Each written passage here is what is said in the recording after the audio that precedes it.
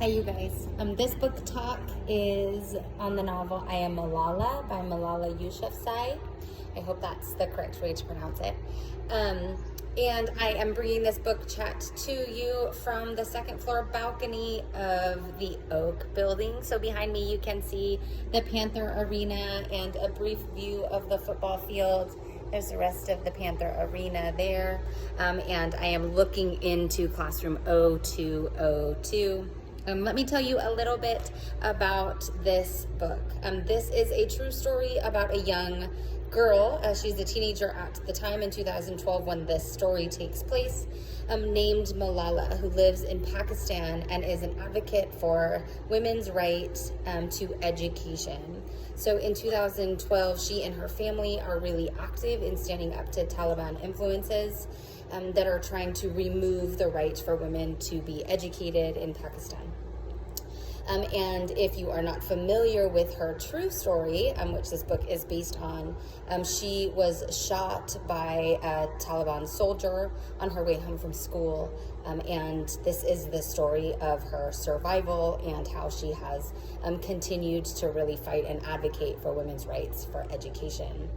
She's no longer a young girl. She is a young woman now, but won a Nobel Peace Prize for her efforts to make the world a better place, and the great sacrifices that she has made in order to do that. So the passage I'm reading to you is actually from the prologue of the book.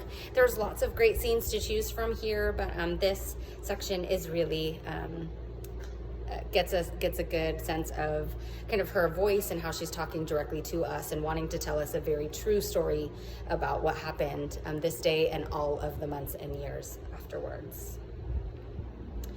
I remember that the bus turned right off the main road at the Army checkpoint, as always, and rounded the corner past the deserted cricket ground. I don't remember anymore. In my dreams about the shooting, my father is also in the bus, and he is shot with me. And then there are men everywhere, and I'm searching for my father. In reality, what happened was we suddenly stopped. On our left was the tomb of Shir Muhammad Khan, the finance minister of the first ruler of Swat, all overgrown with grass, and on our right, the snack factory. We must have been less than 200 meters from the checkpoint.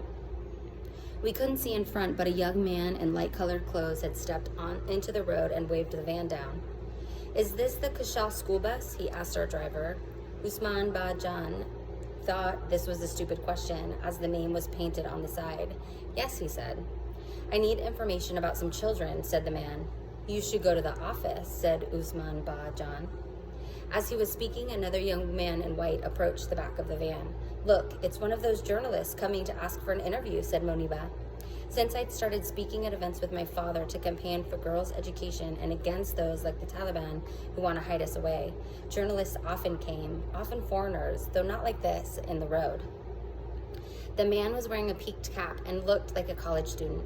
He swung himself onto the tailboard at the back and leaned in over us. "Who is Malala?" he demanded. No one said anything, but several of the girls looked at me. I was the only girl with my face not covered. That's when he lifted up a black pistol. I later learned it was a Colt 45. Some of the girls screamed. Moniba tells me I squeezed her hand. My friends say he fired 3 shots, one after another. The first went through my left eye socket and out under my left shoulder. I slumped forward onto Moniba, blood coming from my left ear, so the other 2 bullets hit the girls next to me. One bullet went into Shazia's left hand. The third went through her left shoulder and into my upper right arm of Kainat's Riaz. My friends later told me the gunman's hand was shaking as he fired. By the time we got to the hospital, my long hair and Moniba's lap were full of blood. Who is Malala? I am Malala, and this is my story.